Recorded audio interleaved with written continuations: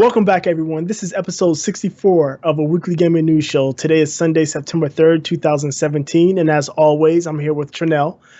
That intro, flawless, my boy. Yeah, one of these days, I had to get it, right? You had to get it. I like that one. That was really, really nice. Very professional. Welcome back to the podcast, everybody. A weekly gaming news show. The podcast where two video game veterans talk about the weekly gaming news, and we give our opinions on it, and we like to discuss those opinions with you all. It's another Sunday, which means we got a lot of stuff that we want to talk about. But before we jump into that, we're going to do our weekly icebreaker. And if you're new to the podcast, the weekly icebreaker is just a question that we ask of the panel, whether it's just us two or if we have special guests. But we like to get a sense of where we are on certain gaming topics. And this week's gaming topic is what would you like to see out of the Tokyo Game Show? You know, that's not too far off. I'm expecting, weeks, right? Yeah. So I'm expecting to get a lot of news. I'm expecting to talk about a lot of stuff on that show following the Tokyo Game Show. But before we get there, what are some things that you are looking forward to seeing? I'll let you go first, Boogie. Well, being a lot of the Japanese developers pretty much run that show. Right. I'm wanting to see more. I want to see more 4K content. I've got the PS4 Pro. I've got the One X on its way. I want to see content for those systems. I know both systems have a decent amount, some older games that have been converted, and some newer games coming out. Okay. I want to see what they're gonna have. I want to see Dragon Ball FighterZ. Is that going to be 4K? Because from what we've seen, I've not seen any mention of 4K. From what we've seen, the game looks beautiful. It can look that much more better in 4K. What I would not like to see is I don't want to see any more of the VR molester person simulators that I had last year. Yeah. They can keep that. No more of those, please, Japanese developers. But yeah, I want to see. I don't think that's ever going to happen. But go ahead. I definitely want to see. If there's a will. There's a way to just like perv out on just about anything. I definitely want to see some 4K content. Definitely, I'm not expecting to see anything big from any of them, like Microsoft or even EA or Capcom. Well, maybe Capcom, but like EA or Ubisoft or Activision. I'm not expecting them to have a big major appearance there, but I'm expecting the Capcoms and the Konamis and the Bandais and Square Enix even to have a strong showing. Okay. And whatever they show, I want them to show me 4K. Okay. I'm kind of on the opposite fence. I'm actually expecting to see a lot from some of these first-party developers, especially Microsoft. You know, they have had the worst luck, or I wouldn't call it luck, but just like they don't do well in Japan. So it would be really cool if they came to the Tokyo Game Show and showed off something that just about everybody in the world wants to see, and that is some exclusive games. If they came to Tokyo Game Show and showed off some games that nobody's seen before, that would be dope. And it would probably get a rise out of people, and it would make a statement at the Tokyo Game Show, which is predominantly for the Eastern market. Right. That hey, this is the place for games, because they have been pushing in a lot of different directions, and that's something that we're going to talk about later on in the show. Right. But the one thing that they're missing is games, and if they came to TGS and showed off maybe not even like I would say less than a handful of games that nobody has seen before, like maybe even three games that nobody's seen before, I think that would really make a statement. Yeah, I don't expect them to do anything at TGS just because they're not pretty much not existing at Tokyo Game Show. I mean, in the East.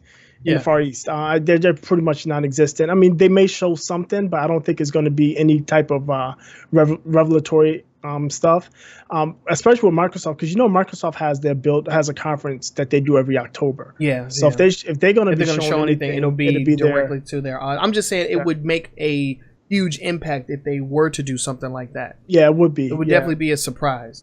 Definitely, yeah. Like you said, they need the games. I mean, we got Cuphead. Did you pre-order Cuphead? No, I didn't pre-order. I didn't pre-order that. I'll buy it when it comes out, but I'm not gonna pre-order it. It's $20. I don't know. Yeah. I pre-ordered off. I pre-ordered off of Amazon because they gave me a discount as a Prime member. It was like a $3. I got it like an email. Okay. So I got an email. They said you can pre-order as a list of games, and Cuphead was on there. I think I got $3 off. So instead of $20, I paid $17. No, Cuphead looks dope. I've wanted that game since the first time I saw it. Like 3 years ago now. Yeah, I feel like it's been like 3 years. I just hope it doesn't go the way of Recore. I don't expect it. It's actually turning out to be more than I expected. I first saw it. I thought it was just like boss rushes, like you would just like on a single screen and fighting bosses. But it turns out that there actually are like side scrolling sections. Yeah, so that's cool. So it's turning more into like a Mega Man style game instead of just like a boss rush, like, you know, hell shooter type game. You know, right. Turned out to have a little bit more depth, which is greatly Always needed. nice. I mean, Always goddamn, nice. three year after the announcement, and we just now getting it. That's something. What's his name? Phil Spector? Mm-hmm. He came out and said, "Oh no, I think it was either Spector or it was Ibarra." Spencer? Is it Phil Spencer? Spencer. Yeah, Spencer. I think it was actually Mike Ibarra. One of those two guys came out and said, we have a problem with announcing games way too early. You think? Yeah. They do. He mentioned that after they'd announced the Crackdown delay. Okay. Yeah. I forget which one of them it was. I think it was Ibarra, though. One of the two. Yeah.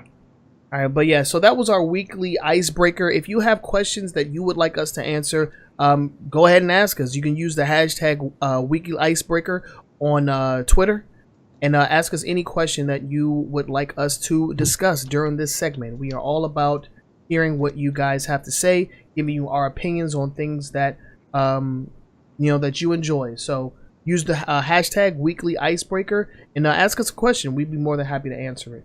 But with that, we're going to go ahead and move on to our next segment, which is the quick hits. And these are short little stories that we want to talk about that don't necessarily deserve a deep dive, but it's something that we wanted to mention to you guys. So Boogie, I'll let you go ahead and start things off. What's our first quick hit? Okay, so the first quick hit is has to do with the PlayStation VR. For anybody out there, everybody knows the PlayStation VR is $399 and I think $499 for the PlayStation VR with 2 Move controllers and the PlayStation camera. The PlayStation camera is and has always been required with the PlayStation VR. So the PlayStation VR is getting a quote price drop. Yeah, heavy on the quotes.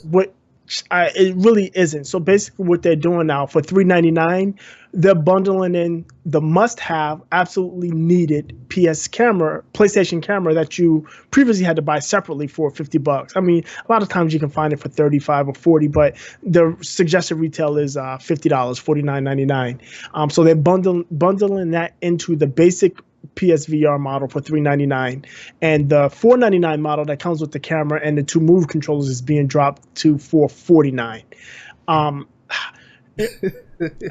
This is not how you price drop. So no, yeah, this is definitely not a price drop. Let me tell you something. Let me just say something. For all you Sony fanboys out here, that always that you sniffing Sony's brown eye. And if you don't know what the brown eye is, look it up. But if another company did this, Microsoft did this, if they said, oh, you can get the Xbox and you got this great game, but you need to connect, but you got to buy the Connect separate, you would have set the gaming world. The gaming world would have been on fire. Yeah. Sony does this routinely. All the time, routinely, and nobody says the word. It's okay. Well, you needed to play. Well, you damn right I needed to play. Why I got to pay extra for it? Yeah. When I'm paying you $400 for a piece of hardware, I don't even have strong feelings that's going to be supported. But really, this is okay. It's the same thing like we've mentioned this many times before, where Sony came out, was like, oh, Sony PlayStation 4, and we're going to charge you for PS Plus, and nobody batted an eye. People was like, yeah, we're going to pay Sony $6. Yeah. Where the previous 10 years, PlayStation fans were like, Microsoft sucks because they charge you for online. It's the end of the... What? I'll never buy an Xbox, so you got to pay for online, and now... Right. And it's okay for Sony to do it. I just don't understand. I don't understand. It's like Stockholm syndrome, right? Yeah. It's like Sony can do no wrong out here. Right. It's like whatever. I mean, if you were sitting on the fence for a PlayStation VR, this is still not a reason to buy it. No. I mean, and like the reason that they didn't bundle it, initially their excuse was that plenty of people already have the PlayStation Eye or whatever, the camera. Nobody had it. It's like nobody had it. So like 7 people who bought the move set. Right. Yeah. So I don't know. This isn't a price drop. They're basically just giving you the required equipment for free now instead of making you pay $50 extra. And I bet you, and this is something I probably should have done. I didn't think about it until just now. I bet you if you go through a lot of reviews, people bought the $399 PSVR only to realize they needed a camera and were pissed about it. I'm certain that somebody went home with a PSVR and didn't know that they needed the camera. I'm certain that that's happened before. Yep. I'm gonna have to scroll through, go down the Amazon reviews and find one that doesn't include the freaking PlayStation camera. Like why? I know, and you've worked retail. Man, I've worked retail. Oh, yeah. When you return stuff, you have to put the reason to return it. And I'm pretty sure they got a lot of little reasons from Best Buy that said, didn't know I needed a camera. Yeah. So definitely something that Microsoft wouldn't have been able to get away with. Nope. But Sony seems to be, getting away with and just, running away with all that money, man. Yeah. Just give it to him, right? Yeah, just give it to him. Doesn't matter. If it's Sony, it's okay, right? If it's blue. If it's green, then it's a problem. Yeah, I got a problem with that green. Yeah. What's the next quick hit? What we got? OG Xbox One. For all of us that got the first edition Xbox, that is no longer a thing. And actually, the OG Xbox One was discontinued last year when the Xbox One S went on sale. It's just that they didn't announce it. Mainly probably because they wanted to do the stock sell through and probably try not to discount the price as much. Too much, I should say. Right. They can still try to keep it at the same price or close to the same price as that 1S because if you start discontinuing the Xbox One, people see that. Yeah, it has less of a value. So that, there's no reason for you to be paying the price that you're paying for the OG hardware. Yeah. Yeah, but on top of that, it brings the brand down as a whole because people can misinterpret that as, Xbox One is being discontinued, and that'll hurt the 1S and even the 1X. Exactly. So instead of making that type of announcement, they just kept the stock and sold through it, and now they're just saying, hey, yeah, we're not making any more of this model. Right. I mean, that's to be expected. It's to be expected. I honestly thought that was the case when they announced and released the Xbox One S. Right. I assumed that was going to be the replacement for the OG model. At the time of the release, there were rumors swirling around that they had stopped production. It's just Microsoft wouldn't confirm it. And now they've finally come out and confirmed that there's no more OG Xbox One. So for all of you that still have your OG Xbox One, that is now a collector's edition. Oh, yeah. Xbox One. In there. And if you want a collector's edition, I'm pretty sure you can go to GameStop and get one for like $75. Hey. Yeah. I don't have the day one edition because I didn't buy mine's at launch. The day one edition, the only thing you got was the controller. Yeah, the Xbox didn't have anything. I kept my day one controller. See, that's right here. That's my day one controller. Okay. But I let the Xbox go. Okay, yeah, I still have the OG Xbox. If there's any upgrade that I'll get, it'll probably be the 1S. I don't think the 1X is gonna fit with me just because I can't take advantage of the 4K. See, what my recommendation would be, I would go with the Xbox One X. Mainly just it's future proofing. True. Yeah, that is true. So down the line, you won't have to say, "Oh man, I should have got the X and I got the S, and now I still just skip the X." It's just, in my opinion, like where you stand, you don't have the hardware to really take advantage of it. There's no reason for you to run out and go get it. Wait for a year. Maybe it's going to get a price drop, right? Yeah. So I'm most likely get it against again 500. I mean, it's most likely going to be worth it as far as the actual hardware is concerned. Like it's worth $500, but yeah, it's a little too steep for me at the moment. Understood. I mean, yeah, I wasn't happy. I was hoping for, but it is what it is. It is what it is. We're gonna stick with Microsoft because we have one more quick hit with these guys. What we got? What's the next one? Yeah, Microsoft is doubling down on their cross-platform play. Commitment. Commitment. They just came out. Is again Mike Ibarra. He's saying he's open to conversations with any and everybody, from developers, for developers, for any developers that want to do crossplay on Xbox and PC, and they still want to talk to Sony, and they're open to talk with Nintendo and whoever else out there wants to share platforms. I think that's great. That's what we want as gamers. Yeah. That's what we want. Yeah, because honestly, like we were going through it, a couple of episodes ago, we were talking about it, and we mentioned that this. The reason that Sony doesn't want to do it is because it's not going to really benefit them. Right. But in all honesty, it's not going to benefit any one, first party company. It's not going to benefit Xbox. It's not going to benefit Nintendo. It's not going to benefit Steam. It's not really going to benefit any of these guys except for us. Right. The only people that are going to benefit from it is us. Well, as the players. There's two groups that's going to benefit. It'll be us, the players, for sure, because now I can play with you and O and Yama while you on PC, and I can play on my Xbox or PlayStation, whatever. We can pick whichever console we want that best fits our needs and wants, right? Right. But on top of that, it's going to help the developers because they can sell more copies and their games will last longer. Well, yeah. Because there's a thing where you're on PlayStation, I'm on Xbox, and there's this game out. And it's like, well, I want to play with Trenell. I'm not going to play with anybody else but Trenell. And you just say, well, I'm not going to buy a PlayStation. You're not going to buy an Xbox. Well, I'm not going to buy the game. Right? Now nobody's playing Destiny 2. Nobody's playing. Exactly. So if you allow a cross plat play, that's an extra at least one sale, but probably two, where people that were on different platforms wanted to play with each other just didn't bother to buy the game. So right. Cross-plat play is definitely a step into the future. It's something that's long overdue, and like you said, the console makers, the hardware makers, is little to no risk to them.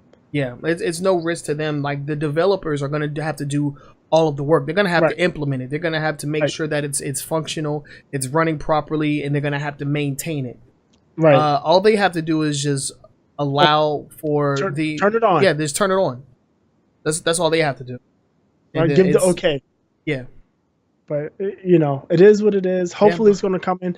This is what I'm hoping to happen is that Microsoft is able to get Nintendo and developers that's developing for PC on board, and they're able to make a lot of these games cross-plat, and it starts adversely affecting Sony because that's the only way Sony's going to get on board, where they see, well, Call of Duty sold 3 times as much on Xbox than it did on PlayStation, and it's because people are playing against people on PC or whatever. Right. So until that happens, Sony is probably going to stay stubborn. So I'm rooting for Microsoft to get these developers that's making the games on PC to include that cross-plat play. I mean, they just added Sea of Thieves. It's going to be cross-plat between PC and Microsoft, and that's a first-person shooter. And they specifically talked about balancing weapons for the difference in controls, the difference between keyboard and mouse and control pads. So they specifically talked about that. They worked on it. There was mention of how lessons they learned with the Gears when they did the Gears 4 cross-platform. So there's precedence, and you're going to figure it out, and it's going to become a common feature as opposed to this huge story. Is it canon? When will it? Right. Yeah. Because the only thing that I can see coming out of this is that Sony pushes themselves into a corner the same way that they did with the PlayStation 3. And they're going to allow for Microsoft and for Nintendo to thrive, and they're just going to keep themselves isolated, because the PlayStation 3 for the longest time, I think for the first 5-6 years, sold like garbage. It's because they had their own infrastructure, they wanted to do things their way, and games were not easily ported or it was hard to develop. It was hard to develop for. They didn't make it for the developers. So now this is the adverse effect, where they're not doing things that benefit these communities of gamers when it comes to multi-platform games. Nobody's telling Sony to put Horizon Zero Dawn on PC. No. Nobody's telling them to put Uncharted on Xbox. But Call of Duty should, why fracture the community? Yeah, I should be able to play Call of Duty against anybody else in the world that's playing Call of Duty, regardless if they're on PlayStation, Xbox, or PC. And I can understand if you have an exclusivity deal. So like Street Fighter, it's exclusive to PlayStation, but you also have the PC version. Do that for all, or multiple. And that has that has cross-plat play. Yeah, and it has cross-play. Yeah, so again, do that for other games. Like Yeah. even if you have an exclusivity deal, like still make it cross-platform with at least the PC. Like don't right. like just keep doing that. Like no, cross-platform play does not affect console exclusivity. No. It does nothing. It doesn't matter because Sea of Thieves is exclusive to Microsoft's ecosystem, Microsoft PC or Windows PC or Xbox, and them having cross-platform play does diddly crap for PlayStation. No. And vice versa. Street Fighter V, which is exclusive to PlayStation, have a cross-platform play with PC, doesn't make people go out to buy an Xbox so they can play Street Fighter. Right. Because that does nothing. So there's not a negative effect. And Sony's bullcrap stance that they want to protect user security. Yeah, tell me how that was. What was it? 2013, 2012, when they have enough problems with user security without cross-platform play. You're right. That's not an issue. That's just a bullcrap excuse. But let's move on because I'm getting upset. Yeah. So we have a couple more quick hits. We'll go down the list here. Dead Rising 4 is going to, speaking of exclusives, this was exclusive to Xbox. It's going to be coming out on the PlayStation 4 in December. It's going to December what? Yeah. What day? December 5th. Oh, December 5th. Okay. Yeah, and it's going to include all of the DLCs, which is pretty cool. Kind of like a Game of the Year edition is just coming out for the PlayStation 4. But with that, is going to come some pretty cool content known as the Capcom Heroes pack.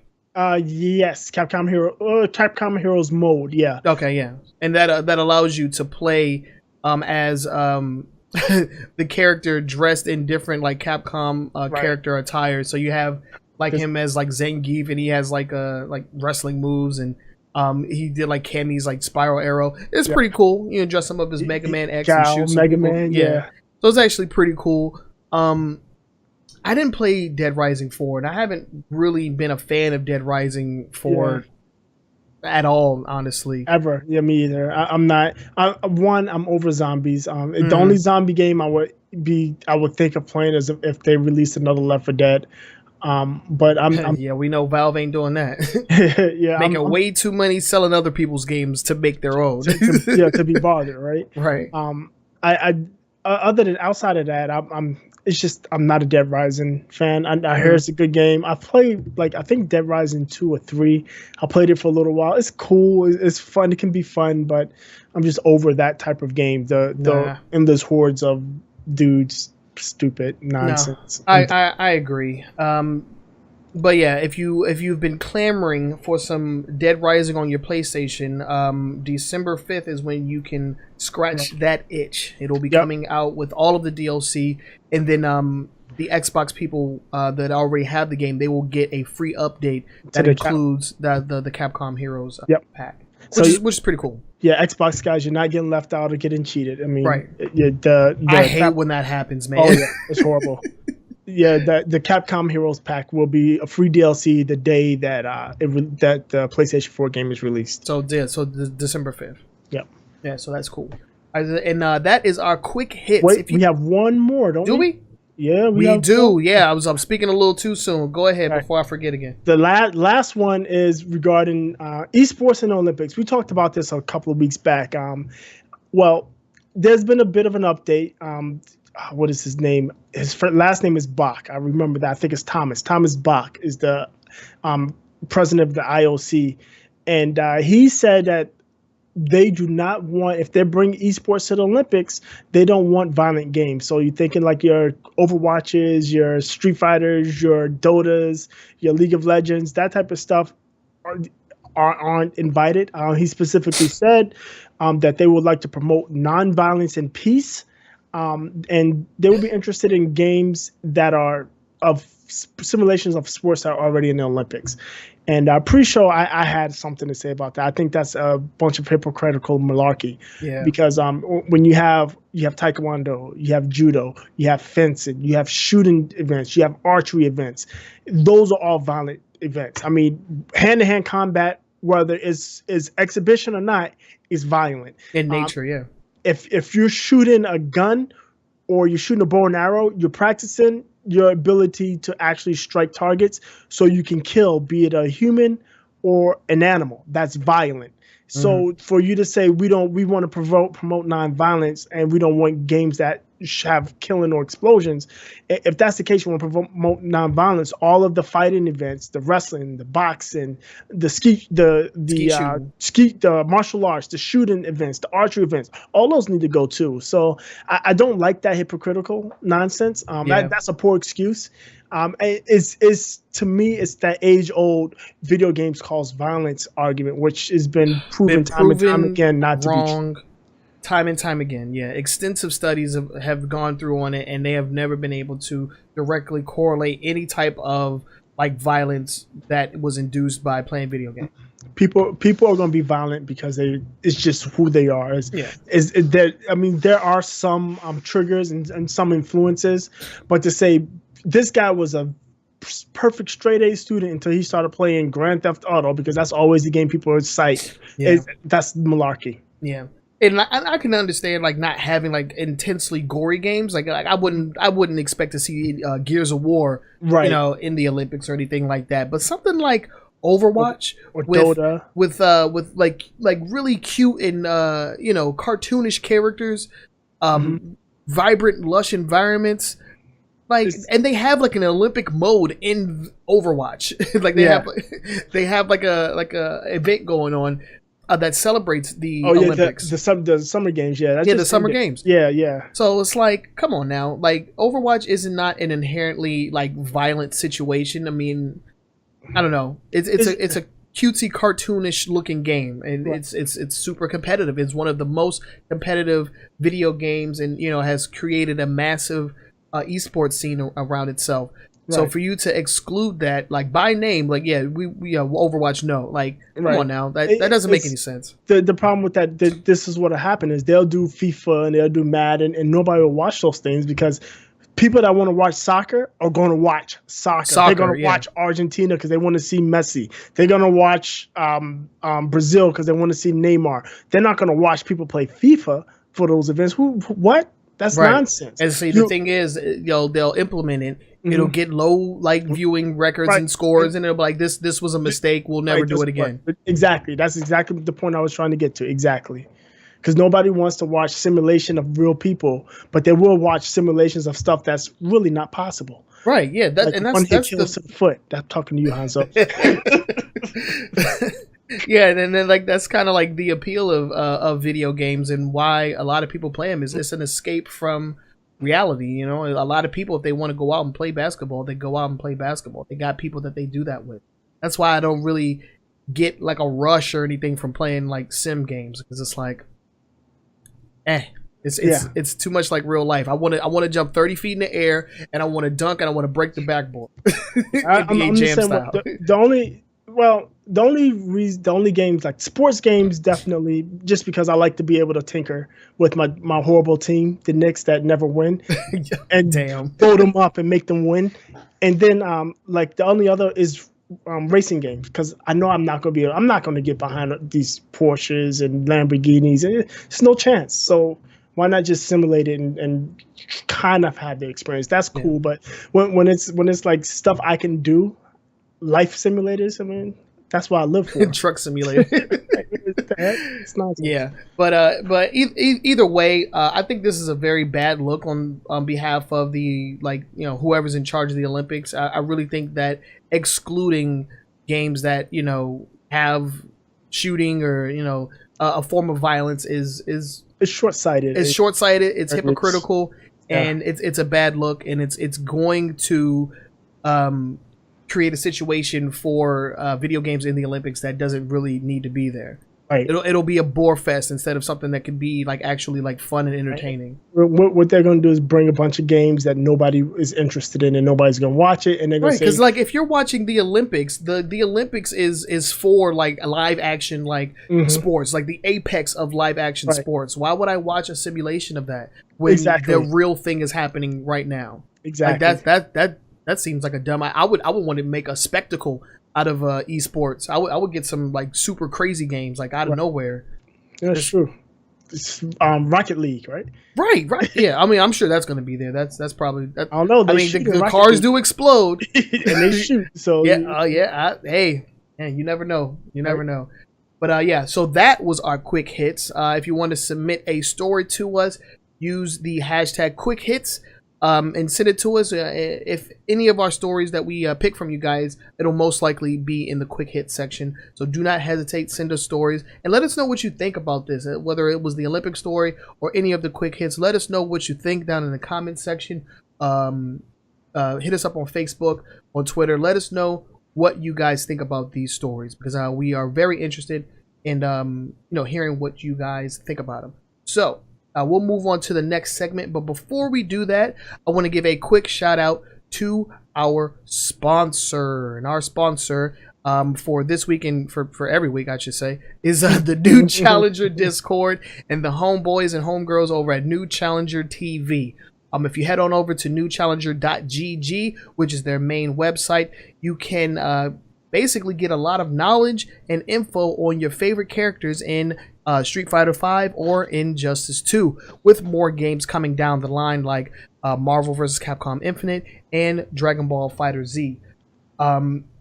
The Discord is filled to the brim with knowledgeable people that have played video games for a living, and they dedicate their time to coaching and putting on tournaments, online tournaments, to help new players get good at their favorite games as their favorite characters. So go to the website, get some knowledge, and hit them up on Twitter. They are at New Challenger TV. And if you go to their Twitch channel, which is also New Challenger TV, they have weekly content like the beginner breakdown, which shows you the ins and outs of different matches and what people can do to get better. Like if you're making a constant mistake, they show you what you need to do in order to stop doing that and get better, get good at your favorite game. So shouts out to Mr. Vinegar, who is the founder of the Discord, and as always, shouts out to Mount Lover, who is our personal friend and a coach and a moderator, as well as a commentator for the bi-weekly tournaments. So let's go ahead and get into the top 5 news stories for this week. And first up, we have some Sonic news. Oh man, Sonic has been in the news this week. A couple of stories that we have to talk about. First of them being the PC release. As everybody knows, the PC release for Sonic Mania was delayed, but it recently came out, and a lot of people were a little disappointed at some of the choices that they decided to make. Most notably, the inclusion of DRM. And not just any DRM. What's the name of it? Denuvo's DRM. Yeah, Denuvo's DRM. So which a lot of people, anybody I've ever heard talk about it actually hates it. Yeah. Because it's really heavy-handed. It's not that strong. If you look at the Denuvo's list of games, pretty much more than half of them have been cracked. Right. So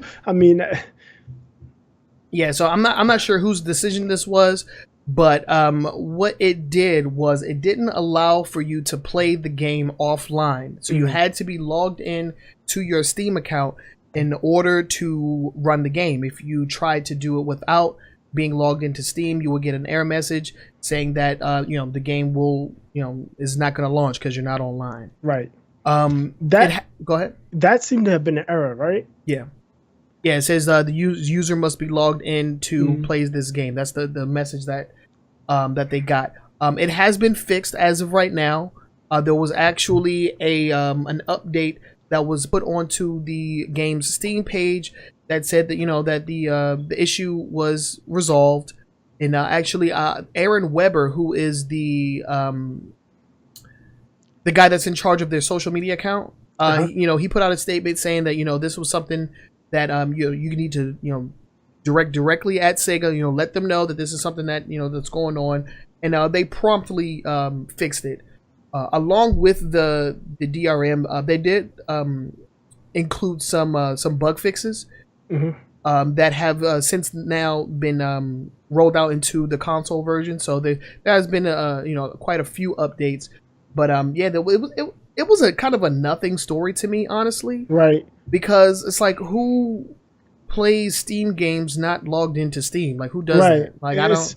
It's odd, right? But the thing is, there's obviously somebody that does, because they found this issue and it's a problem, right? Yeah, it's a problem. So I don't know. Yeah. I honestly didn't think it was that big a deal. Like, if the only thing that it did was just not allow you, like, I'd say if you had to be logged into like SegaNet in order to, play or something like that, something extra. But it's like, come on, dude, you logged into Steam. Just right.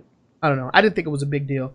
But I think the bigger deal was the fact that they added the copy protection, considering it's Sonic Forces. Sonic has got a huge fan following and a huge fan development team people. Tons of fans that develop games for Sonic. I don't think personally it was necessarily needed. I think it's kind of I don't know. It's kind of I wouldn't say a slap in the face. It's less than a slap in the face, but it is not. It's not a positive look when you're looking at Sonic fans and thinking, well, they're going to rip us off, because Sonic fans love Sonic. They buy Sonic, and the reason this game came out is because of the fans. Because of the fans, like this was a product of fandom, right? So I don't know. If you look at it that way, yeah, I can see where you're coming from, but I honestly didn't think it was that big of a deal. I mean, I purchased like 5 copies of this game. Granted, I gave away some of them, but yeah, I mean, it's a cool game. I don't think that this is gonna plague it with any like malicious intent or anything like that. Sonic Mania is a fantastic game. If you don't have it already, go ahead and get it. And continuing on with more Sonic news, we have some news about Sonic Forces. It has been given a release date and a bonus edition. Yes. The release date is going to be November the 7th of this year. You know what else comes out on November the 7th? What's that? The Xbox One X. Oh, damn. Well, I will be buying one of those products. Not going to tell you which one, no. But yeah, there's also a pre-order bonus that includes some pretty cool costumes from other Sega franchises. You can get the Jet Set Radio outfit, Persona 5 outfit, one from Puyo Puyo, one inspired by Super Monkey Ball, and one inspired by the Knights series. You also get a controller faceplate for skin, skin, yeah. For the console of choice. The only one I haven't seen the one for the Xbox controller, but I've seen the PlayStation and the Switch versions. And it looks pretty cool. It's cool, yeah. It's pretty cool. It's nothing. It's not too terrible.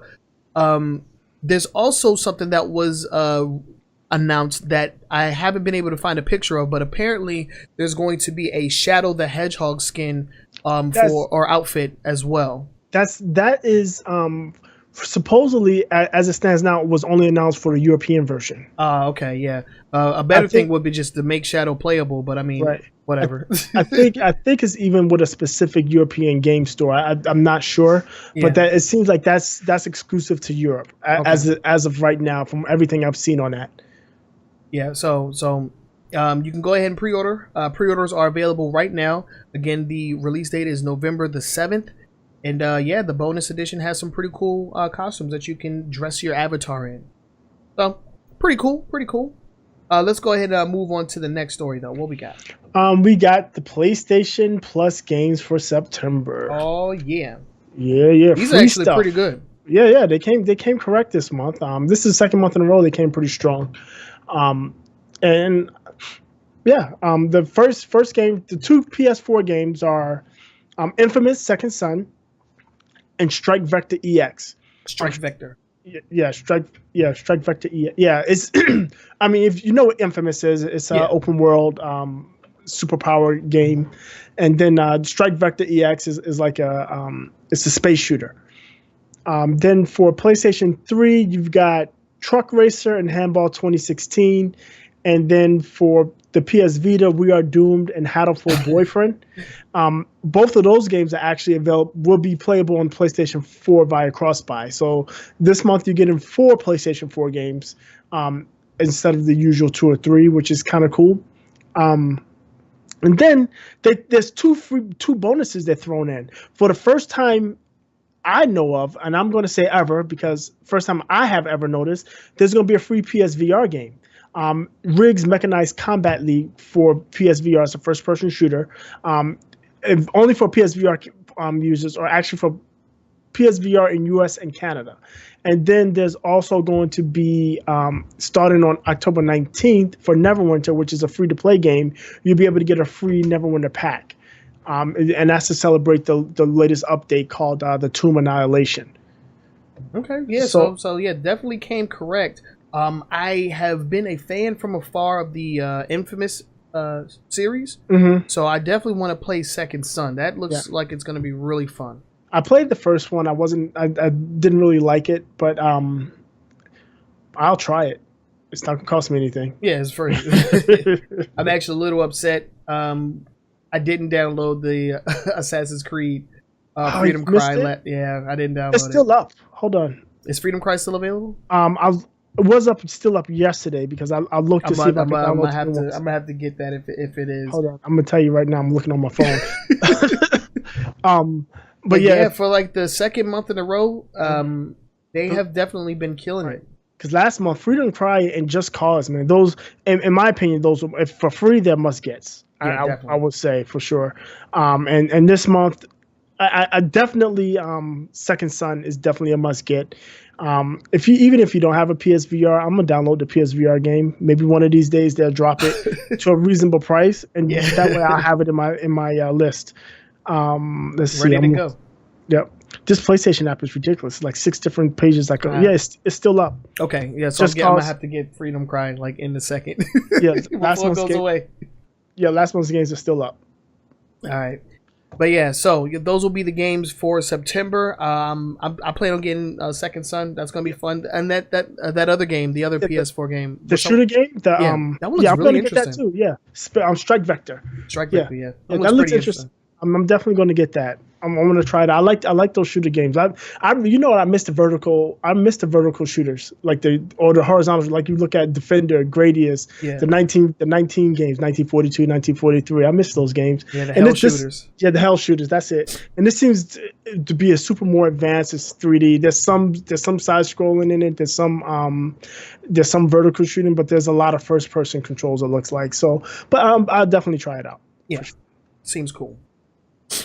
All right, so let's go ahead and move on to the next story. What we got? We got some news out of Mixer, Microsoft and their Mixer app. So Mixer for people that are in an alpha ring, like me, there was an update. We constantly get updates, and recently they updated Mixer to allow you to stream 1080p. And unlike Sony's update that allowed you to stream 1080p only with the PlayStation 4 Pro, the Mixer update allows you to stream 1080p with any Xbox. Any Xbox. Even the OG. Xbox One S and, of course, Xbox One X. So that's a thing. So now, and again, this is streaming to Mixer. It's not streaming to Twitch or YouTube or anything else. When you stream to Mixer on your Xbox, you'll be able to stream at full 1080p resolution, which is nice. I think that's pretty much almost a prerequisite coming in these days, especially when everybody's pushing for 4K. I mean, to be forced to stream at 720 is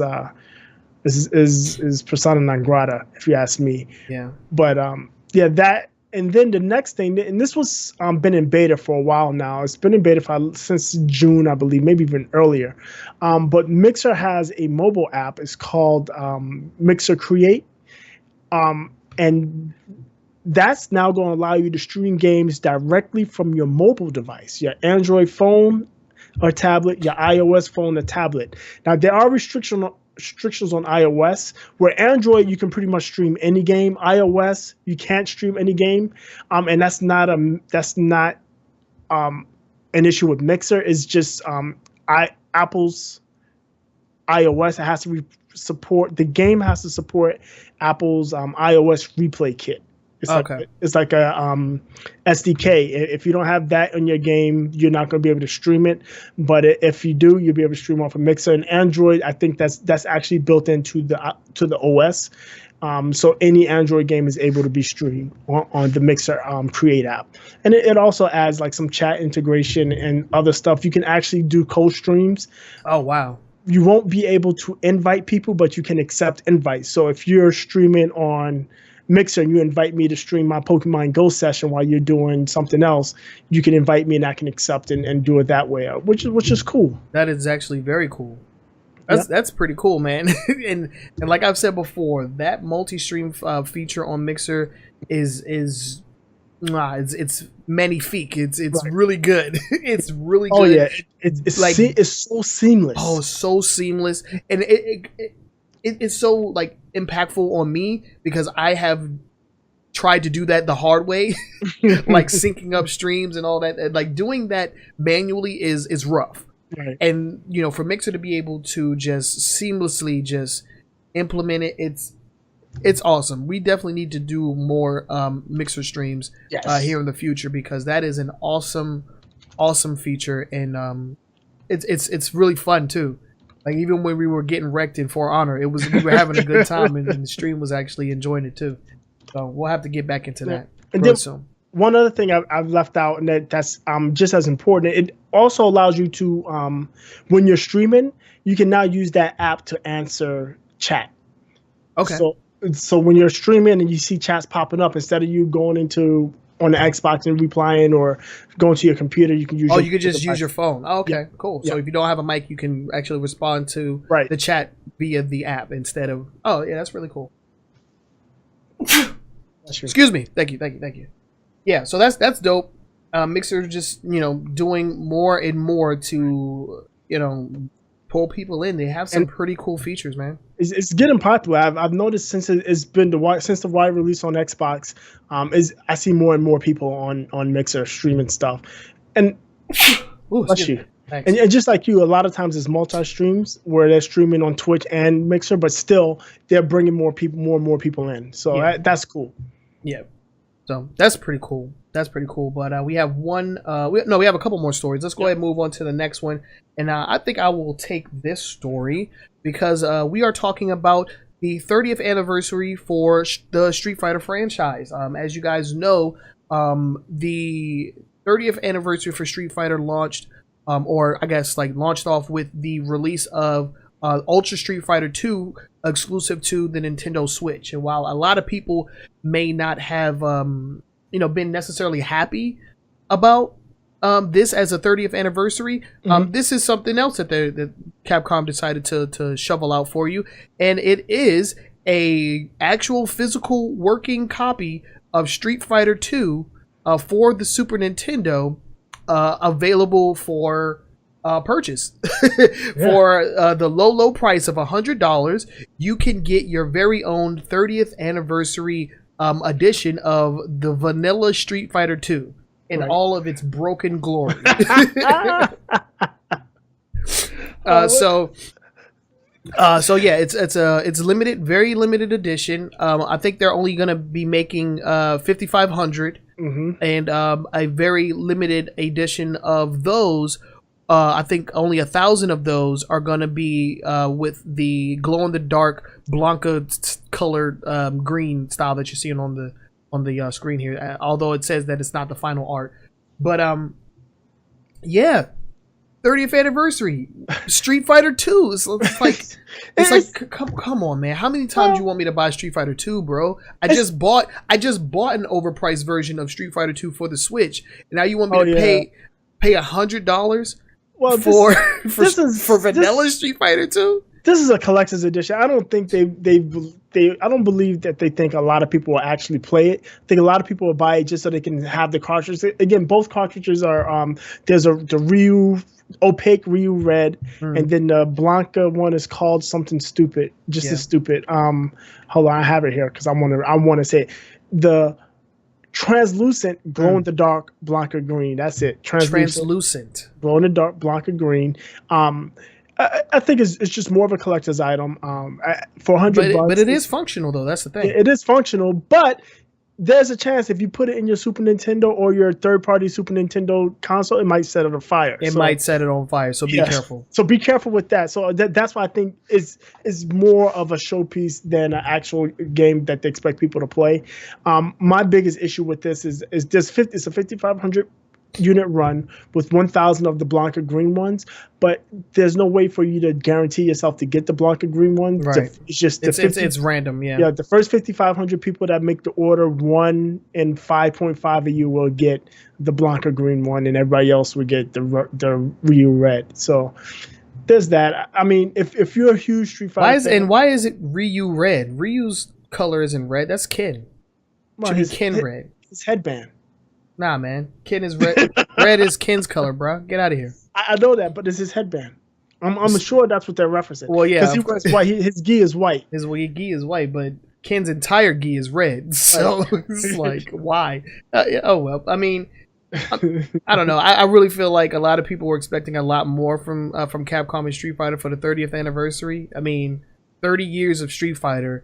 And all we have to see for it is Street Fighter. No, it's just Street Fighter 2 re-releases. Like that's literally all that they've been doing. Ultra Street Fighter 2 for the Switch was it's a dog. Well, yeah, but it was a more expensive version of a game that they released for the arcades, which was the Super Street Fighter 2 like Ultra Turbo or whatever. Who still plays that game? To be quite honest, is there a huge Ultra 2? Yeah, I think it's gonna be an Evo. Oh wow! Yeah, like it's real. It's real, man. Let me just eat those words. Yeah, I think that thing's gonna be an Evo. So I don't know, dude. If you're a Street Fighter fan if I was a major Street Fighter fan, I'd be a little disappointed. Yeah. I would want something a little more. And they did release a new character in Street Fighter 5 not too long ago. What's the character's name? I can't think of her name. Apparently, I know he's doing some crazy combos that people are very unhappy with. But I forgot the name of the character. But the 30th year for Street Fighter is not looking to be one of its best years. I mean, Street Fighter 5 is probably one of the lowest selling Street Fighters ever. Maybe for making it exclusive to PlayStation. And now exclusive to PlayStation, and there's not a lot of content for casuals. Yep. So I don't know. Yeah, it's not something I thought it was a pretty interesting story. Man. I mean, it's a very interesting story, and it just proves. I don't know. It sets a. It's the milk, man. It's the milk. Just milk us all. Milk us all. Yeah, that seems to be all that they're about these days. Right, and that is not just them. No, of course not. But I don't know. For the 30th anniversary, come on now. It just seems a little like, really? Street Fighter 2? That's it? Could have came a little better, right? Could have came a little harder. I agree with that. Yeah. But yeah, let's go ahead and move on to the next story. What we got? Our buddies at Nintendo, they had an event. Oh boy! They showcased the independent developer games on the Nintendo Switch, now known as Nindies. The Nindies. Oh yeah. Nintendo, man. You're so cute, you make me sick. Oh my god. But they showcase a pretty strong list of independent games, including a new No More Heroes game, and also a new Shovel Knight. Okay. And a new Super Meat Boy. I think the Super Meat Boy is going to be an exclusive. If I'm not mistaken. So yeah, they've showcased quite a few. It's interesting what they have showing up. I think again, indie games is not a lot. I'm always going to say the Nintendo Switch is super underpowered for today's standards. But when you're looking at independent games, yes, it can play indie games, and I think these type of games are right up Nintendo's alleys. I mean, there are a lot of platformers that are, and a lot of the indie games are platforms, and there were a lot of platformers that were showcased, and it works perfectly with the Switch. Something you can pick up, play real quick. You can take it with you if you want to take it with you. You don't have to worry about multiplayer, online connections, and stuff like that. Right. There was some interesting games outside of the big name ones. Yeah, I mean, and that's kind of the appeal of the Switch. You know, it's supposed to be a console that you can just pick up and play anywhere. having these like little small like little indie games that you could just kind of just like pick up, play like while you're on the go, while you're on the bus or whatnot. It seems to be where they're trying to hit hard. And I'm looking at some of the like pictures and a lot of like different like puzzle games, some that actually take advantage of the touchscreen. It seems pretty cool. I mean, I'll probably end up playing some of the more high profile ones, right? Like the new Shovel Knight and the new Super Meat Boy. They actually just came out with some new amiibo for Shovel Knight. Oh, really? Yeah, they just came out with a triple pack for the King Knight, Plague Knight, and one other one. I can't remember who. But now that brings the count to 4. They have 4 amiibo for Shovel Knight right now. Interesting. Yeah, but some of these games actually look pretty interesting. Right, they do. I mean, they have a couple that are kind of like super advanced. They had a first person one and a third person one that were pretty good looking. And then they had that one dance game which I'm kind of interested in. Is what's it called? Floor Kids. Okay. It's a rhythm game. That looks kind of cool. Something I want to play with my daughter. That's what caught my eye. It looks really cool. But yeah, I mean, good for them. Again, support is what they need. I mean, they tried it with the Wii U, where they just tried to do first party support, and it actually didn't work out. No, because it just didn't work out. So they couldn't get the games out fast enough. I mean, right?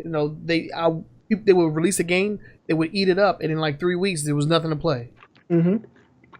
So yeah, they need all the support that they can get, and if they're getting all this massive support from the indie scene, that is nothing but a good thing. Right. Like I've been saying, at its current state, I still think that the Wii U, the Switch is not, a viable purchase. Like I am not. I can't say that I'm truly satisfied with my purchase so far. I can't say that. I can't say that this is, something that I needed. Like I did not need Splatoon 2 because it's more like the first one. Mario plus Rabbids Kingdom Battle is actually really fun. I'm having fun with that. Yeah, I like that. I've been crushing that game. That game is awesome. But is it worth the Nintendo Switch? No. No. I mean, it's cool. I wanted to Switch anyway. Mario's plus Rabbids is great. But like I said, Splatoon 2, I'm like, it's cool, it's kind of fun, but I'm like, I'm not dying to play that. And unlike you, the new Mario game coming out, I can live without it. I don't give a shit. I don't really care. I'm not a Zelda fan, so I don't care about Zelda. So I mean, there's a lot of reasons for me not to have it. Right. But I mean, if they're getting support, there's going to be a reason for me to have it at some point. As long as they're getting that support. As long as they're getting that support. So we'll look at it that way, and we'll see what's going to happen with the Switch in the future. But the indie showing and the Nindies, that show, it was a pretty strong show, and there was a lot of games that were very interesting. And the good thing is, I think they showed like 20 or so games, and more than half of those games will be out before the end of first quarter 2018. So by the end of March of 2018, right? A lot of these games are coming out. And surprisingly, there was a lot that I had never heard of, and I don't know if they're going to be available anywhere else. So, at least initially. Yeah, they launched a bunch. They listed a bunch of exclusives too, which is kind of cool. But so that's pretty cool. Yep. But yeah, if you want the full list, we'll have that link down in the description. You can check that out and check all of the games that were featured. Because if we went down the list and talked about each and every one, that we'll go on forever. We'll be here all night. Yeah. So let's go ahead and end that topic. And that was actually our top 5 news stories. So we want to know what you guys think. Hit us up on our social media and tell us what you think about these stories that we were talking about today. We're going to move into our next segment, which is the long form discussion. And the long form is basically we take one topic and we just deep dive. We just go all in on one topic or a category, and we just go back and forth. Yep. So for this week, Boogie, why don't you go ahead and introduce the long form? What we got? So we've been talking a lot about cross-platform play. Me being able to play you on Xbox or whatever, me being able to play whatever system I want. Right. But something that doesn't get enough attention and should be getting a lot more are cross-platform saves? When am I going to get a cross-platform save? So what I'm talking about is if I have a game and I'm going to give a specific example because I have this game on multiple platforms and I played a lot, Overwatch. When you have Overwatch, you actually can, and I think it might be a requirement, but link your console account, your PlayStation, Steam, or Xbox Live account to a Blizzard account. You create a Blizzard account and you link those to your account. Mm-hmm. So if I'm linking that, if you know that I have it on PlayStation, you know I have it on Xbox, why not allow me to keep my progression singular? So I have under your Blizzard account. Yeah, under my Blizzard account, I have one profile, and my profile works when I log into my Xbox. I'm level 280 or whatever level I am, and when I log into my PS4, I'm at the same level. Where, as it stands now, I'm like level 26 or 27 on the PlayStation and like 200 on my Xbox. I mean, why? Why can't it just be one account that just travels between the two? I understand the cross-platform play, and that's something I would.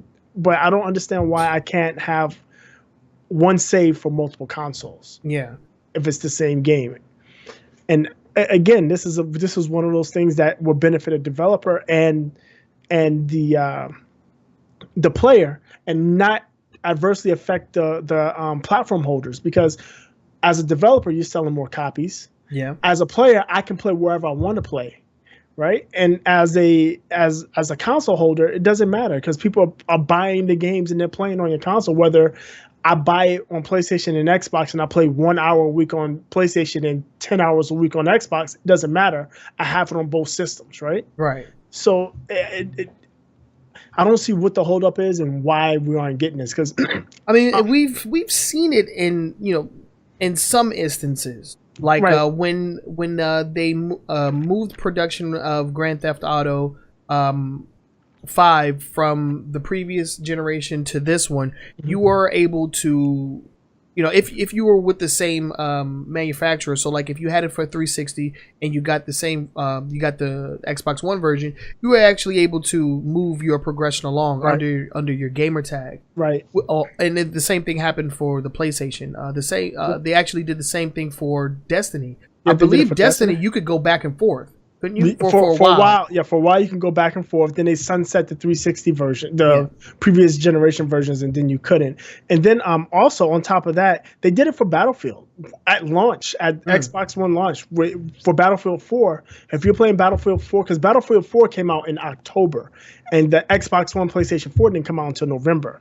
If you're playing Battlefield 4 on PlayStation and Xbox, when it came out on PlayStation 4 or Xbox One, you're able to transfer your progression, and they even gave you a discount. Like I think you wound up you had to buy it again, but you got it for like $20. Right. So paying a full price for both games.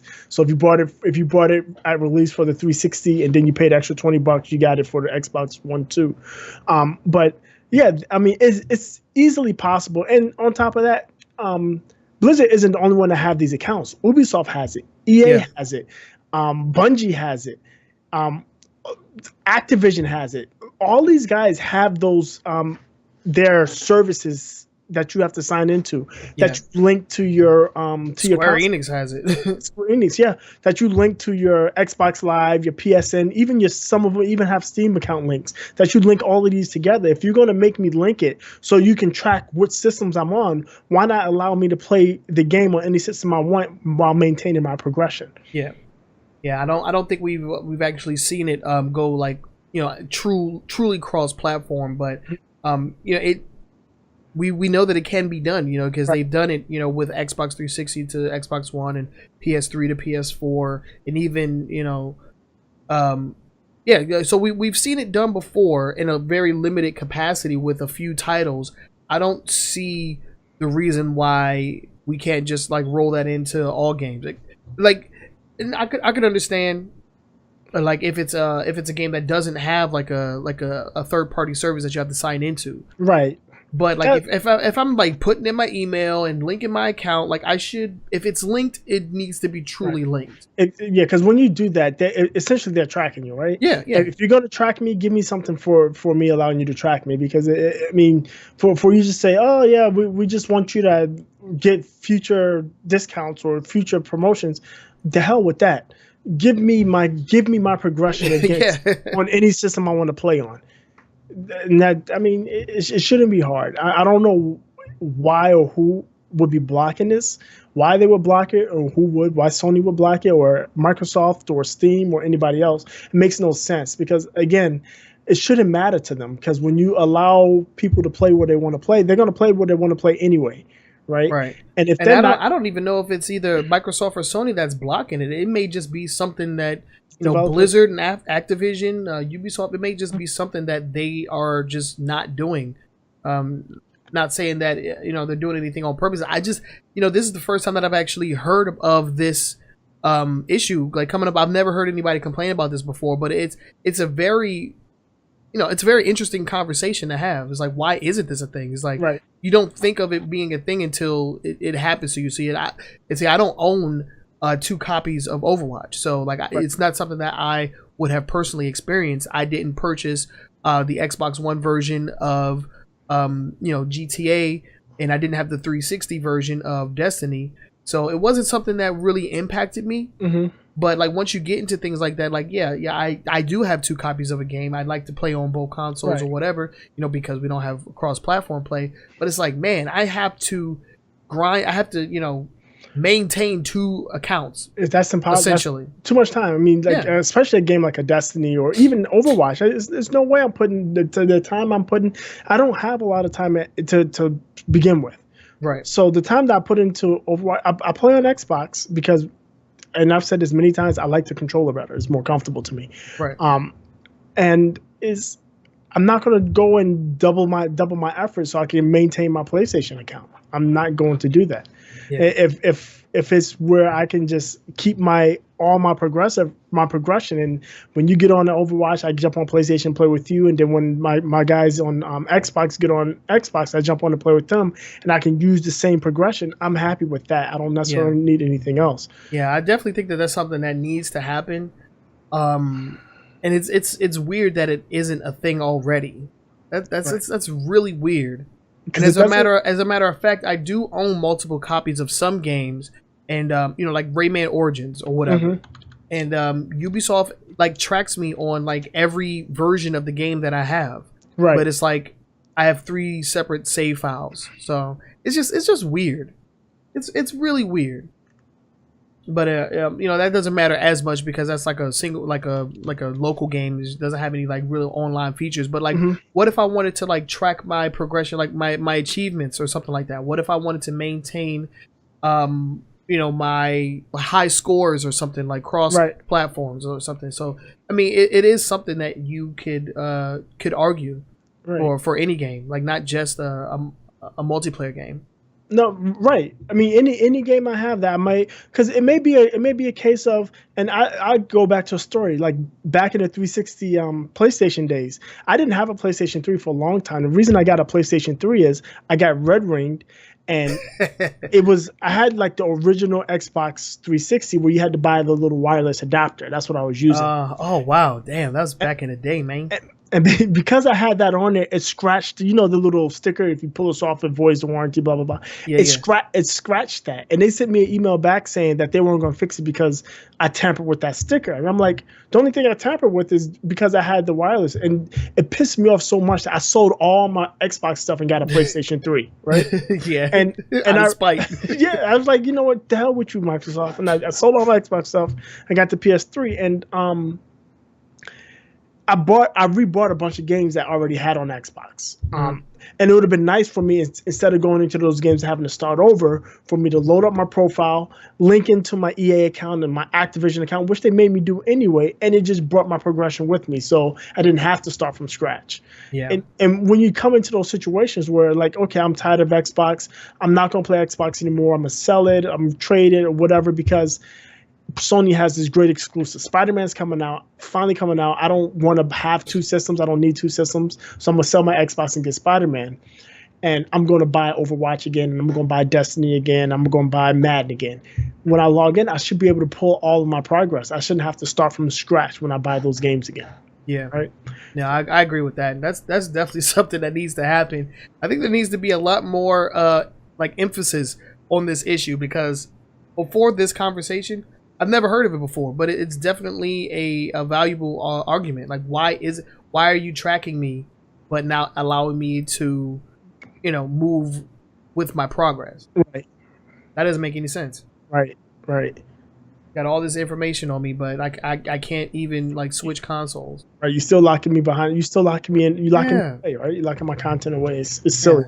It doesn't make it, and it's a detriment to them, because when you look at a game like a game that you put a lot of time in, like Rayman Legends, where you got to do all the collected, Destiny, where you just got to progress and grind. And the way Destiny works is, maybe I get the same gun on the PlayStation, but it doesn't have the same stat rolls, so I'm not happy with that, right? Right. So when you look at all of those nuances, it's a detriment, because I'm like, I don't want to go through all of that grinding again to get the stuff I had, and even if I get it, it's probably not going to be the same. So I'm just not going to buy it, right? Right. And you just move on, and that's the sale loss. Where if I can transfer my progression, I'm like, okay, I know as soon as I log in and link the account, is going to bring all my stuff over there, I'm definitely buying this game again, right? So now they got 2 sales off of me instead of 1.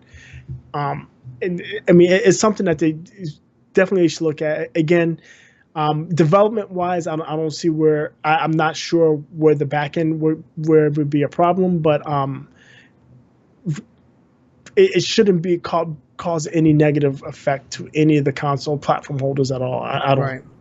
I don't think. I mean, and with Microsoft, pushing as heavily as they are for cross-platform play, cross-platform like progression and saves is probably just gonna, happen because of that. Like if they get what they want, then this will be something this will be an adverse effect of cross-platform play as well. So yeah, definitely a valuable issue on its own, even without cross-platform play as an issue. Like the progression and save files is its own, like, very valuable like issue in games, because I know plenty of people that have multiple copies of games. Like even me, I had 2 versions of Dragon Ball Xenoverse 2. Not that I wanted 2 versions, but everybody that I knew got it for PC, and I had got it for PlayStation. Oh, so you didn't get a second copy to play? So I had a second copy, and it's like, dude, I don't want to grind. I don't want to spend 30 hours grinding in 2 versions of the same game. I couldn't do it. Right, exactly. So because for a while I did. Like when I started playing, like at launch, I had the PS4 version, and I played that, and then I got the PC version, and then I never played the PS4 version again. I'm like, I'm not doing all of that all over again. No. It's not enough time. It's not enough hours in a day to do that. And again, me and you are perpetually behind on our game library. Yes. So there's no way we're gonna have time to just grind the same game on 2 different systems to maintain the same progress. It's just not happening. That's why I'm still up in the air on which version of Destiny 2 I'm gonna get. If I even get it. Yeah, I got the Xbox One version because I'm in a clan. Okay. It's an Xbox One clan, so that was definitely a no-brainer. But if Bungie tomorrow said, we're going to unlock cross-platform play, not cross-platform play, I'm sorry, but cross-platform progression, I will go and buy the PC version immediately. Yeah, right away. I won't buy the PlayStation version because I'm boycotting that. But I would definitely go out and buy the PC version if they told me I can get cross-platform progression. So whatever I find on Xbox, I'll be able to pick it up and have it on PC as well. I would go and buy another one. Yeah, absolutely. I agree with that 100%. Let us know what you guys think. Are you for or against cross-platform save? Do you think that it's something that's needed, or can you live without it? Are you okay with grinding, in 2 separate games? Is it part of the fun? You have fun wasting your life? No, no. But for real, let us know what you guys think. I would love to pick your guys' brains on that topic, because it's not something that I've ever thought of, even though it's super important. It's super important, and these days where you can purchase a game from home, like you don't have to go out and buy it. Like it's nothing to just be like, oh well, you have it on PC, all right, I'll just get the PC version in addition to the other one that I already have. Right. It's like, and I pick up right where I left off. Yeah, pick up right where I left off. That's actually pretty dope. But let us know what you guys think. on the long form, in addition to any of the other stories that we talked about. And speaking of that, we're going to go into the next segment, which is our final thoughts. And this is where we just kind of just give our final like two cents on each topic. So I'll go first this time. As far as the PS VR price drop, it's not a price drop. They're giving you all of the required equipment. that's all that it is. Yeah. I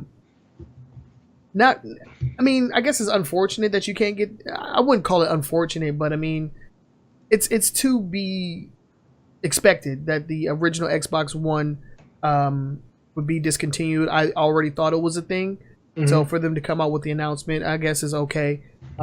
That just means that my version is a collector's item. I will be selling it on eBay for 3 times the price that I paid for. So there's your Xbox One X right there. Yeah, that's my One X right there. Yeah, come on, let's go. Yeah, and Microsoft, it seems like they're pushing heavily for cross-platform play, and I think if they play nice with with the developers and with other companies like Nintendo or Steam or whatever, it's gonna happen. I feel like it's gonna happen, and I feel like PlayStation is gonna back themselves into a corner. They're gonna isolate themselves, and they're gonna be in the same predicament that they were last generation, where they had just a lot of issues with everybody in the industry, and then like they just had their own like thing going on, right? And everybody else was on doing their own thing.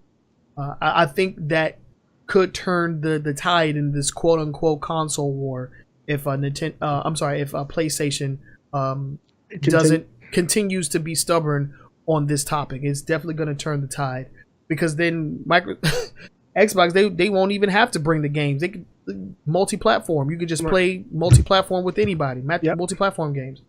That play will with be your friends anywhere. Yeah, that will be the appeal of the Xbox. It won't be like, oh, we got the exclusives. Oh, we got the no. You can play with virtually anybody on our platform. That's the appeal right there. So I really feel like Sony isn't going to have much of a choice. They're just playing a little hard to get right now, but it's going to happen, especially with them pushing the way that they are. Yep. Dead Rising 4, haven't really been a fan of that series, so for it to come out in PS4 in December is whatever. What is cool is that the current owners of the game will get the additional content in a free update. That's just good on Capcom for not making people pay money for stuff that people are going to get included in their version. Like that's actually pretty dope. They didn't have to do that, and normally they don't. They don't, right? They don't do that. Sonic Mania with the DRM, they fixed it, so I guess that's fine. Sonic Forces release date November 7th. That's actually gonna be that's really close to my birthday, so that's probably gonna be my birthday gift this year. I'm not too keen on the bonus content. I'm still on the fence with the custom characters. They still look kind of funny to me. The PS Plus games for this month, the free games look dope. Definitely going to download both titles, and the one from last month, if I can still get my hands on it. And the Mixer updates, man, I'm really going to have to. We're streaming on Mixer right now, right? So I really need to start utilizing the multi-stream feature, man. We're going to have to get some multi-streams going on really soon, because like I really love that feature. The 30th anniversary for Street Fighter 2, it's $100, dude. Like, god dang, it's $100 and it's gonna blow up your hardware. Like, really? Come on now. Come on now. For $100, that thing better run. That thing better play, man. A $100 cartridge. Get out of here. I don't even know if the original cartridge is that much like right now. Oh, right now, yeah. 'Cause I remember back in the day it was $60. Street Fighter 2. I remember that. But how, I'm about to look it up right now. It was one of the more expensive games back when Super Nintendo was actually in the thing. Right. And I don't remember why. I remember people complaining that it was $60, $59.99, where everything else I think was like at the time was like either $39 or $49. You can get one on Amazon right now for $12. Listen, it is not going to be opaque red. No, it's not. But if you want vanilla Street Fighter 2, you can get one for $12.70 on Amazon right now. You can even get Super Street Fighter 2 Turbo for freaking $17.70. So if you just want a Super man. Nintendo cartridge, don't pay $100 for it to blow up your freaking hardware. That's the dumbest thing I've ever heard. And yeah, the Nintendo Indie event, a lot of cool games that came out of there. Some that I may actually pick up. I do need more games for my Switch, and I'm always a fan of like side scrollers and indie games. So that was actually really cool. But Boogie, what is some of your final thoughts? I just don't like that Sony's getting away with murder. They're just robbing people blind. The PlayStation camera should have always been included included accessory with the PlayStation VR. Right. If they wanted to charge $399 or not, that was up to them. But for you to ship an item without necessary components is one thing for an optional component with the Move controllers, but it's another thing for a necessity with the camera. For them to take almost a full year to actually get that together, I think that's abysmal. And they call it a price drop. Right. The Xbox One being discontinued, I mean, for the past year since the Xbox One S has come out, that's been the face of Xbox. That's what you've seen in advertisements. So, I mean, it's just Microsoft confirming something they didn't last year. Like I said earlier, I think it's more of a way for them to dodge the fact that, hey, we're discontinuing the old one and people misinterpreting that message. Right. Double the cross-platform play. I mean, I hope they, at the very least, I hope they get the cross-plat with PC and Xbox. That's fine because I have a strong enough PC to play some of these games. Yeah, there's that, and I have some people on PC that I would like to play with. Right. Dead Rising 4, I'm like you said, I'm not a huge fan. I'm over zombies. Unless the Left 4 Dead 3 comes out, I'm not going to mess with any zombie games. But it's cool. I like that. It looks like it would be fun. I like the fact that, like you said earlier, that the Xbox owners or Microsoft owners, because it is available on PC. It's been available on PC. Microsoft owners are getting their free deal, their free update. That's cool. The Olympics, I think they're being hypocrites.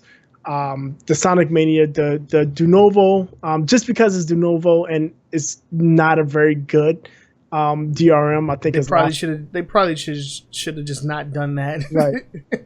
I think it's laughable. Sonic Forces coming out on November 7th. I hope it's 4K because I'm getting my Xbox One X that same day. Then we got the free PlayStation Plus games. They came strong the second month in a row. Definitely I'm getting Second Son. I'm definitely going to try out the shooter. I can't think of it now. It's called Strike something. Strike Vector, right? Yeah. Strike Vector. Yeah, I'm definitely going to try that out. The two PS Vita games. I mean, the PS Vita games to me are mostly like mobile games that don't look good on my TV. So to hell with that. Right. The mix updates are cool. I like that you're able to stream 1080 on any of the Xbox systems, not just the more powerful ones. I mean, that's just standard. Everybody, there's nobody around in these days and time that don't have a full 1080p TV, and for you not to be able to stream 1080p is kind of laughable. The mobile games is cool. I like that. I probably won't watch any Pokemon mobile games because it makes me sick. But I also like that they'll let you use your mobile device, be it a tablet or phone, as to reply to chat, to respond to chats. Yeah, so that's actually really cool. Yeah, you don't have to leave your game because in a game like Overwatch is notoriously quick to boot you if you're inactive. In fact, I got booted trying to report somebody. I thought that was BS, but whatever. The 30th anniversary SNES cartridge. I mean, I look at it as a collector's edition. I don't think that they expect anybody to really be playing it. I mean, but then just call it a collectible cartridge, man. Like the Sonic Mania collector's edition had like a little cartridge that came with it. It's not functional. It's just a prop. It's just something cool. That's their point. Their point is like, oh, you get this cool collectible cartridge, and guess what? It works too. That is the fact that the it cost works of your hardware. The fact that it works is a bonus. It's not the actual product. The product is a collectible cartridge. It's not the appeal of the product. Right. Not that it works, but that is a collectible. It's a collector's item. Okay, I can see that. I think the misstep is the 1,000 blanker cartridges not being you can't choose it. It's just a randomly packed in item. That's going to make some eBay millionaires. I bet you money. Oh my goodness! It's like, what if you just want the red one? Then what? Oh my gosh, that's even worse. Yeah. And then the Nintendo Indie event, Nintendo to hell with you and your Nindies. Nindies. That is just ridiculous. But the list of games, they look good. There's a couple on there that I'm super interested in. And it's cool. The more content, like I've been playing my Switch a lot, but I don't play it on the TV. I've been taking Mario Rabbids. I've been playing that everywhere. I take the Switch off the thing. I'm sitting on the toilet, I'm laying on the couch, going to bed. I have that Switch and I'm playing Mario Rabbids. I like that. That's awesome. I've found that with Splatoon, I didn't want to do it because Splatoon has a more complex controls. Yeah. But with Mario and Rabbids, it's simple. So it's easy. It's easier for me, and it's just the Switch is not comfortable. That control, those Joy-Cons on the side. Oh yeah, I don't think you'll ever catch me using Joy-Cons like on purpose. For a long period of time. But yeah, I think those controller boys all day. Those indies that's coming out, they are tailor made for the Switch and what the Switch is. Yeah, and that's all I have to say. I think. All right. So those are our final thoughts. Let us know what you guys think on any of the stories that we spoke on today. You can catch us on Twitter. We are at AWGamingNS. We're also on Facebook, a weekly gaming news show, or AWGNS. Just use the call letters. We're also on YouTube. And if you tune in on Saturdays, Boogie does the weekly gaming news 10 and 10, which gives you a snippet into what we will be discussing on Sunday's podcast. Speaking of that, our current schedule, Sunday at 7 p.m. Eastern Standard Time is when we go live on Mixer, on YouTube, Facebook, and on Twitch. And then the following day on Monday at noon is when when everything goes out on YouTube and on your favorite podcasting apps. As speaking of podcasting apps, Boogie, why don't you let them know exactly where they can listen to us if they want to take us on the go? Okay, so we're on iTunes, Google Play, TuneIn Radio. We're also in the general podcasting directory. So any podcaster you use, any podcasting apps like iTunes, the iTunes app, or even like Overcast or Cast, any of those apps, you can search us, a weekly gaming news show, or AWGNS. Go to iTunes, go to Google, go to TuneIn. Rate us, leave us some feedback, comments. Let us know what you like, something you'd like to see more of, something you'd like to see less of, something you'd like to see that we don't do at all. We'll take a look at it. If we can implement it, we will. Yes. And we always take your comments and criticisms to heart. We will take them into consideration as well. There are some new things that we have coming down the pipeline that we want to test out very soon. So look forward to that. And follow us on Twitter and let us talk. Let's get the discussion going. We love talking to you guys. We love interacting with you guys, and we love providing a show that you guys like to watch. We discuss video game news and stories all week long, and then we bring all that together and we present it to you guys so that you guys can get involved with it as well. So let us know what you think. Give us your feedback.